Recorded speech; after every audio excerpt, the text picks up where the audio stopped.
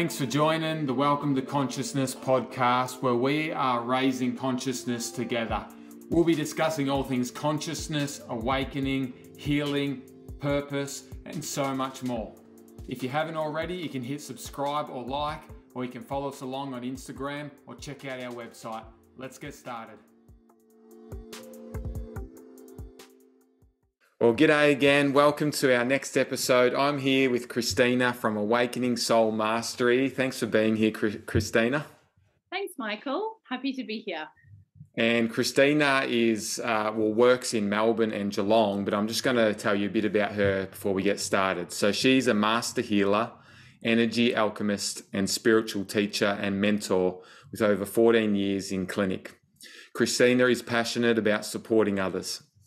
She's well renowned and a highly skilled guide to self and soul development, expertly combining various branches of holistic modalities, including kinesiology, Reiki, hypnotherapy, intuitive channeling, woven together to create her unique services. She offers a range of services, including workshops, Reiki certification courses, one-on-one healing sessions in Melbourne and Geelong and on Zoom, plus her exclusive VIP one-on-one spiritual mentoring package. And I can just tell Christina has been in this space for a long time and she's got so much to share. And I'm really just excited to hear your story, Christina, and how you experience your own awakening and your journey with consciousness and your soul purpose journey and everything else. So how about you tell us a bit more about your background and how it all happened for you? Okay. Well, it's a bit of a long story, but I'll try to keep it brief. So essentially my awakening has come in stages. So probably four major stages of awakening at different periods of my life. I was raised by a single mom. I'm the eldest of four. And after my father passed, I was a witness to my mum's awakening. So she went through a spiritual awakening when I was 8, and we moved to Africa from Australia. So we moved there where my mum was from. And she started going to meditation groups. She studied homeopathy. She started using pendulums and doing what I guess at the time was like, all this weird stuff. But it became part of how I grew up. So, discussions of energy or things like that were just normal around the dining room table at meals. My own awakening, so I guess slowly I started to awaken through that time, right? But I went to a religious Anglican boarding school in the middle of the African bush, which was very strict, very strict. There was a lot of corporal punishment, a lot of fear, a lot of punitive methods. And so I turned to religion as a way of feeling supported, as a way of feeling part of something. And because, of course, my own father had passed when I was young, I guess God was like a replacement dad in a sense. Someone who was always there, all knowing, all seeing, et cetera, et cetera. And from age 15, I created a daily practice of prayer and meditation before the rising bell at school. So So the rising bell went at 6:10. I'd wake up at 5:30 and just sit on the windowsill with the curtain closed so no one could see me, but I could see the view and the beautiful African sunrise. And I would pray and meditate and listen to Christian music that would make me feel like connected and uplifted and alive. After I left school, I moved to Australia and I went traveling. After university, I went traveling around the world. And during that time, I guess that was around age 21, I met a lot of people who had a lot of perspectives. We had a lot of deep conversations. And because I traveled alone, I used conversations with God or prayer as a way to feel connected and supported. But because I'm psychic, what started to happen was I'd be in a meditation or a conversation with God, or, as I was walking up the Swiss Alps, for example, and hear different voices and feel different energies around me. And I was, because of my mom, and my mom had taught me about spirit guides and angels and all of this, which I had, of course, with Christianity, there's angels, but in terms of her spiritual awakening, I had sort of rejected that as a teenager and thought she was incredibly wrong, and she would burn in hell.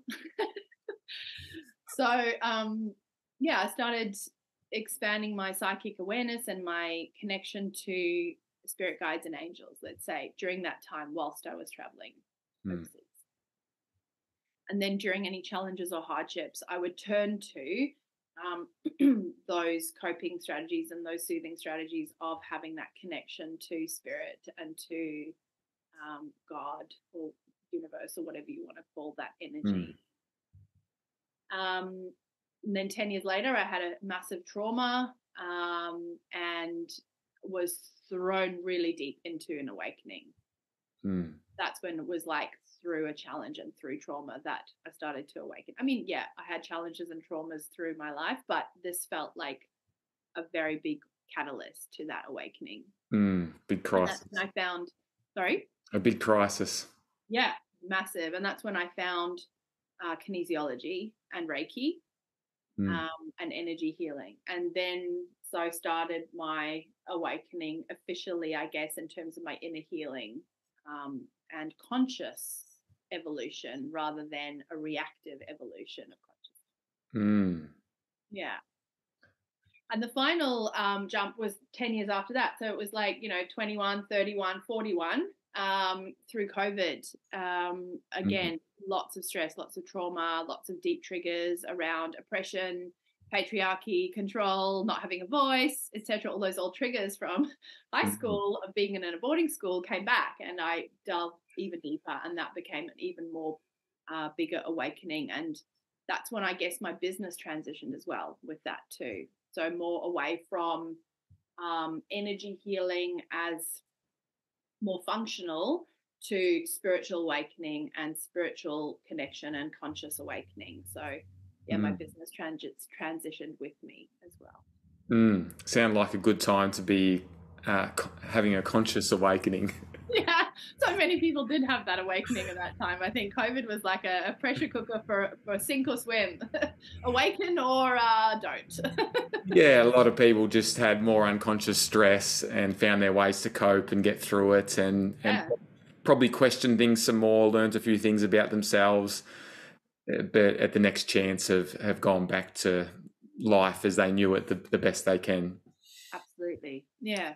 Where there's many others that have it's onset, and I've had a number of those guests on this podcast that say during COVID, then they started to question things, and then they had their own crisis, and then they went inward, and then they started to awaken and started to seek out healers, and yeah, absolutely. I mean, corona means crown, crown chakra. So through that coronavirus, almost like the crown chakra virus, the virus that awakened a lot of people's crown chakras and allowed them to connect into higher levels of awakening and consciousness. Yeah, and there's so much talk about the Great Awakening and consciousness rising and things like that, and all these things are catalysts, like you said, to help that process happen.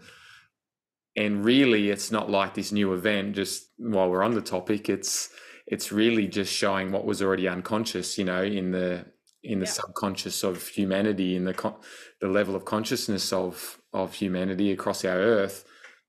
Those things are just come to the surface more, the control and the fear. Yeah, absolutely. So what have been some of the biggest challenges for you along this journey, healing and integrating this? And like you said, it's been different stages. Yeah, I think because it's been a slow process through my life, I've grown up physically and emotionally. I've grown up spiritually as well. Mm. The challenges, I guess, navigating sort of interdimensional living and being able to maintain relating to others in a superficial way. Mm. I've just noticed that as I've become more and more enlightened, let's say, more conscious, I find small talk and superficial conversations more draining.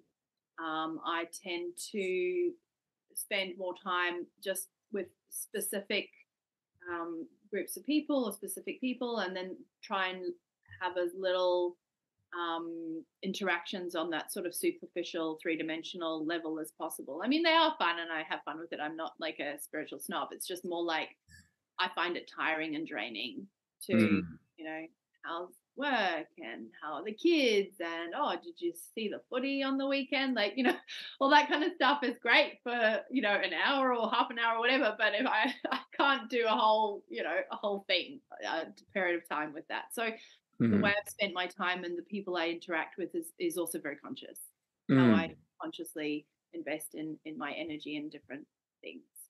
And would you say that's because you get to this point when you're awakening that you really crave soul connection, with yourself and maybe with others that are having that authentic soul connection, and you want to be able to have a conversation where you can really speak your truth and really be connected on that level? Yeah, absolutely. Absolutely. So, yeah, I guess that's a challenge, how to live in the third dimension live physically in the third dimension whilst living in the fifth and beyond. Mm. How to integrate that, how to navigate that. Yeah, I guess has probably been my biggest challenge, I would say. Yeah, and there's not always a lot of examples or support at times, but how has your journey been with that? What things have supported you, or people or places? Yeah, so just being conscious of my energy levels, being conscious of how much time I spend in those sorts of environments, um, versus in my real life, which is just in the fifth dimension, right? In a dimension of consciousness and connection, and embodying and living every day in a spiritual mindset, rather than it being like an interest or a hobby or something that I dabble in. It's very much what I talk about on my Instagram, and the things that I share and the posts I share all come from my own experiences and my own life values and how I live and how I navigate the world. Mm. Yeah. Yeah, it's incredible.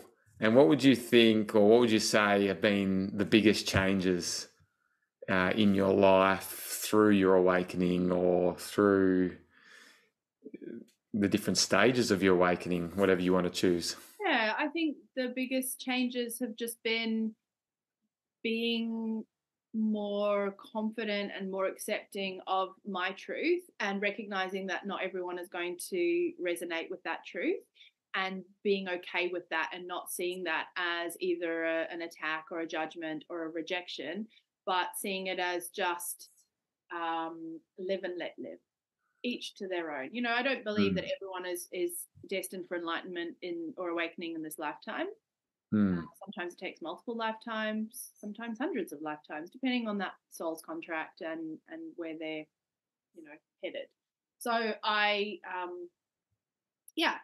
think just being more accepting of self and others, and live and let live, rather than you have to awaken, you have to evolve, because this is the way to be. Like, that might not be the right way for somebody else at this point in time. They might not be at that level, and that's okay. Yeah, and that can be kind of that pushy, more 3D energy anyway when you're coming at it. Exactly. Thinking Mm. that we know the answers and the way that we live is right and others are wrong, and feeling pity for them. I used to be like that in my 20s, definitely. Mm. I was also a very aggressive vegetarian. So I think that came from my upbringing in Africa, where it was very strict, and there was definitely right and there was definitely wrong, those Yeah. polarities. Whereas now I just swan about in the grey, and feel much more relaxed and accepting of myself for my um, human reactions, my human perspectives, and my spiritual journey. Yeah, it's much more flowing. Yeah. And I feel like the trauma underneath that polarity of right and wrong and viewing life that way, it runs fairly deep. So naturally you're attached to those different points of view and then project them onto others. Definitely. Yeah. So it's definitely part of your evolution to continue beyond that. Yeah, just acceptance and compassion. Like I was having a Reiki class on the weekend, and I was talking about navigating the third dimension as a human, and when you have all of this spiritual perspective, to be compassionate, be curious. If you fall back into old habits or old addictions or old ways of reacting, rather than shaming and judging yourself and being like, oh no, I'm not being spiritual enough, and judging and all of that shame, to just go, wow, that's interesting. I've fallen back into that. That's another lesson there, there's another pocket of healing that I can navigate through and resolve and move forward. So just lean in with compassion and curiosity and softness. Curiosity being key, of course, rather than judgment. Yeah, which is a great example of all those experiences being a mirror back to us and teaching us something, even all those 3D experiences or things that are triggering us, as to where we can embody our truth more. I mean, once you're aware, A, that you're triggered, and B, being able to recognize that and go, oh, I'm triggered, and then pausing and looking at that with curiosity. Oh, why am I triggered? What aspect of me is being triggered? What part of me needs are not being met? How can I meet these needs in myself, rather than projecting these expectations on someone else to meet these needs?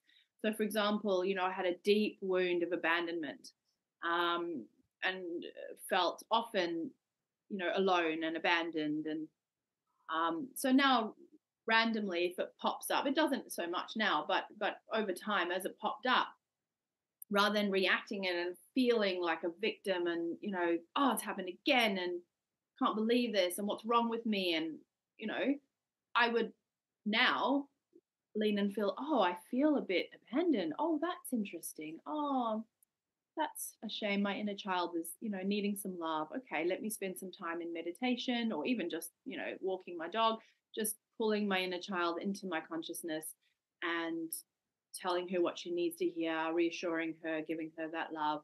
And then just with the breath, just releasing some of those stresses. And because I have lots of tools through all the things I've studied, doing various things like tapping and things that can release from the visceral reaction as well as the energetics. So yeah, just being more compassionate and curious. Oh, that's interesting. Oh, there's more work there. Okay, all right, here we go. Yeah, so good. And I love that you touched on a bit about your business as well. We're taking a quick break because I want to let you know that I'm looking for some big dreamers who either feel disconnected from or stuck in their big dream to take all their power back, to thrive in every area of their life and create everything that they dream of. It doesn't matter how big the obstacles are or how impossible it seems. If you've got a big dream, whether it's for your business, your career, your health, your relationships, or to make a big impact in the world, or all of the above, I'm telling you, if you feel it somewhere inside, it's absolutely possible. The universe wouldn't put that inside of you if it wasn't, and I'd love to help you get there. If this resonates with you, please reach out through Instagram or my website. I'd love to meet you, hear about your dreams and your challenges, and see what's possible together. If you're an entrepreneur out there who wants to live your life and business from your true passion, purpose, and connection, then I want to invite you to the Conscious Entrepreneurs Network. Our first event is in June 2023, but if you head to the website, you'll get information on the next upcoming event. This is all about community, connection, and support with other conscious entrepreneurs. It's the Reiki that you're doing, and I'd love to hear a bit more about yeah, where all this has led you, and what you're doing and why you're doing it and what you're passionate about, and really that resonance with your own gift. Yeah. Well, I mean, my business started as kinesiology, just straight up by the book Kinesiology. And over the 14 years has grown and evolved as I have. And I've studied, I don't know, probably 30 courses or more over the time. And just incorporate all of that into my business. So my business used to be called Chrysalis Kinesiology. Chrysalis being that metamorphosis. You know, when the caterpillar thought the world was going to end, he became a butterfly. So the chrysalis of that metamorphosis. But because I do much more than kinesiology and I incorporate so many more aspects, I changed my business name last year, actually in June, to Awakening Soul Mastery, meaning we're always awakening. It doesn't matter how spiritual you are, or even if you're an absolute guru, you're still awakening, right? Yeah, we never stop awakening. Awakening soul, well, that's awakening to our deeper truths and mastering those lessons, mastering our path, mastering ourself, and yeah, I forgot what the question was. Yeah, it's amazing. Yeah, just hearing more about your business and Yeah. why you do that, and Yeah, so the one-on-one healing sessions, I work with people internationally and nationally with the work I do. And it's a blend of, you know, counseling, kinesiology, spiritual guidance, Reiki, hypnotherapy. You know, that's the main things. But of course, interwoven in all of that is my own little spicy, unique healing take on all of those as well. Absolutely. And what do you find are the main things that people are coming to you with, or the main reasons that they come to you? There's a few main reasons. At a crossroads and wanting some clarity and direction. They feel like there's more that they could be doing or want to be doing, but feel blocked or feel held back by beliefs or you know, sabotages that are either unconscious or conscious, but they don't know how to overcome them. People who are on a spiritual journey already and want to further awaken and further evolve in a supported environment. And yeah, like people at all different stages of their journey, but yeah, mostly managing stress and overwhelm day to day, confidence, relationships with self. People come to see me because they have a relationship issue with someone, and usually it's just the work we need to do on them around their relationship with themselves that then helps that situation. So yeah, many things, mostly soul seekers, other therapists, people who are on the journey, people who are just awakening, yeah, all sorts. Yeah. Just curious and want to evolve, really. Yeah, absolutely. Yeah, like you've been through so much, you get the journey, you've got so many tools. Yeah, exactly. So my niche are soul seekers, really, people who spiritually are on a journey and want some further support. So yeah, so I have my one-on-one healing sessions by Zoom and in person in Geelong. That's the second location I just opened in October. Yeah, wow. And in Melbourne, of course, and then the Reiki classes. So that's a beautiful. I try and create a whole experience over the weekend. It's not just the information and the healing you walk away with, but you walk away with so much more than that. And I set up avenues of support between the Reiki courses and WhatsApp chat groups and avenues for support. Because the one most common feedback I've had from people who have either done Reiki before or want to do Reiki is I just did the Reiki and then I didn't know what to do with it. I just felt like alone. So yeah, I don't want people to feel that based on my own abandonment wounds. So I'm like, okay, let me help you feel as supported as possible. So I jam pack it with as much support and as much extras as possible. Yeah. And then yeah, and my newest thing, well, I teach workshops online. I've got a few coming out in the next few months as well. And then the one-on-one VIP package. So that's a 3-month mentorship where I support someone on whichever direction they want to go, with whatever avenue of awakening they want to move through, and they have unlimited access to me via WhatsApp, voice note, or text, day to day, Monday to Friday, where I can help advise them or help them reflect deeper by giving them tools and techniques, and also then clear also their energy. So they might have done all of that and say, I still feel blocked in this area. And then I actually go into their energy field and have a look and clear some stuff and sort it out, and then reflect back to them what I found and what I cleared. So that's very intimate journey. Yeah. And for many, that will be a part of their journey to have some experiences and some support on that more close level. And like you said, like, it's great to do one session of Reiki, but like, it's a big journey. So having that ongoing support or mentorship or others around you is such a key part of it. Yeah, and it's so fulfilling. A lot of people say, oh my gosh, you do so much. You see X number of clients a week, and you do this, and you do workshops, and you do mentoring. Don't you burn out? And honestly, I find it so fulfilling and so inspiring and so invigorating that I'm more likely to burn out from being so invigorated than from being exhausted or drained by it. Yeah. That's where my my daily practices come in, my awareness of my own energy, my own energetic integrity. Like, I would say that probably maintaining my own energy channel to be the clearest and most high vibration as possible, so that for myself, but also for my clients and the people that I facilitate and support, is my energetic integrity and my spiritual integrity paramount. And that really just comes from that pure alignment, doesn't it? That energy that you've got to do what you do. Yeah. You're aligned with yourself.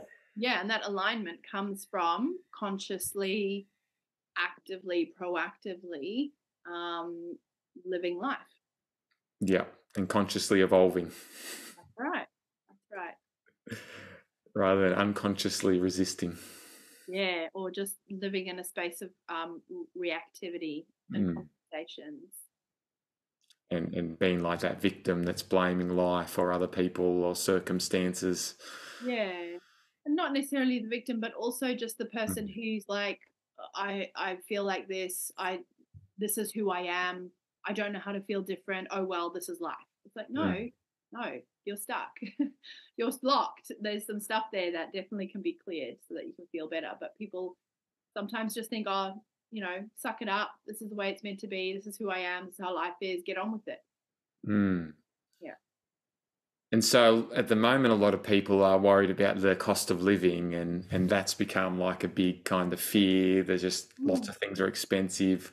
I just randomly felt to ask you, like, what advice would you give people at the moment to manage that energy that's kind of collective and that can be very triggering too?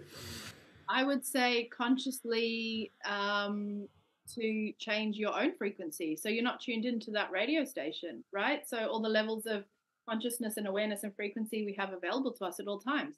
There's always been a collective energy of life is expensive, always. It's always been there. It's just that this is the new headline, this is the new fear thing of the media, right? I don't watch mainstream media. I don't participate in fear mongering. So I don't participate in that collective vibration. It's a voice. People be like, no, it's not. Like, you earn what you earn and you have your mortgage, and I would just encourage them to be aware that maybe that this perspective is their opportunity to consider that there are other perspectives and other ways of navigating life and seeing things. Once we work on our abundance and scarcity beliefs, doesn't matter whether you have $1,000 in your bank account or $100 in your bank account, $1 million in your bank account, it comes from within, that trust and that safety around enoughness and abundance. It all comes from the same trauma, which is around self-worth. So if you can look into what's my self-worth, what's my self-worth based on, how do I value myself, how do I expect others to value me, those are sorts of questions that then start to unlock parts of awareness and consciousness that then can help and lead to deeper healing. Yeah, I really love that. Like, that's going right down to the foundation. Yeah, that's what we do. And it's like right in there. So it's another just great opportunity for people to, go into and discover their soul and their worth. Yeah, like what are the beliefs about money that you have that are ruling your world on an unconscious level? It might be something like, childhood, like money doesn't grow on trees. You have to work hard to earn what you want, like all of that kind of stuff. So I've had people in clinic where I've done whole sessions around abundance blocks, and I've actually, with a $50 note, put it outside of their auric field, and then as it comes in, the amount of stress and pushback that the energy system has to receiving money. So we balance that, so the person's energy field is actually open to receiving abundance, that they feel worthy of being abundant and free of concern around money. Yeah, it's amazing. Well, it's really cool. It's really amazing and very powerful and life-changing, for sure. Really, everyone should know this. Yes. Well, it's the opportunity. Look, we live in a day and age where there's YouTube, there's internet, there's Instagram, there's so much information. I mean, if people really want to change, they'll find a way. Yeah. And some people will have these catalysts that will help them have the motivation. Yeah, absolutely. I would look at any long-term pattern or long-term, whether it's physical, mental, emotional, whatever, long-term state that doesn't feel good comes from an imbalance or trauma that is waiting for you to give it some airtime and to actually investigate that and clear it and heal it. Oh, that's amazing. So do you have any other advice that you'd give someone on their journey of consciousness, awakening? Yeah. I would say, like, the main thing is to set up daily or weekly practices that bring you back to base. So base for me is inside of myself. So bring you back into your body, back into your soul space. To, it's like I did a reel the other day about a car service. Like, the more you maintain your car, the less it's going to have big issues, right? So the more we maintain our alignment and our energetic integrity by doing different practices consistently, consistency is 100% the key. By maintaining practices consistently, we can be more aligned. We can evolve in a more smooth way because we don't get too far off track. So that's the first thing. Set up daily practices or weekly practices that are consistent. I'm actually going to be running a workshop in June about this, how to do this. Amazing. The second thing is just be curious. Be curious and compassionate. So rather than going, oh, I this or I that, I'm this. So manage your self-talk to, that's interesting. Why? That's interesting. Where does that come from? That's interesting. How can I navigate this differently? So awareness of self by being curious and compassionate versus judgmental and shaming. And just allow. The third thing is to just allow the unfurling. You're going to have periods of challenge and stress, but to be aware that the next shift in your awareness is just over the peak of the mountain. Just got to get up the mountain, navigate the lessons with as much awareness and compassion as possible. See a healer, see a coach, get the support you need. If you can't afford to see a healer or coach, watch stuff on YouTube. There's so much out there, or podcasts. Hello. Educate yourself so that you have the support to navigate the mountain and the challenges with compassion and curiosity. And then you come out the other side and you're like, oh, there's the view. This is the perspective shift that I was heading towards. That's amazing. Love that. Well, thanks so much for sharing all this today. It's been... You're welcome. I hope it wasn't too much. I feel like I spoke a lot. No, that's good. And I just wanted to ask before we finish, what's the best way for people to connect with you if they want to reach out? Yeah, absolutely. Always open to, I love hearing from people. So you can find me on Instagram, Awakening Soul Mastery, or via my website, awakeningsoulmastery.com.au are the two main avenues that I use to connect. Wonderful. So if you feel to, reach out to Christina, and thanks for tuning in, and we'll look forward to having you with our next guest next week. Thanks, Michael. Thank you.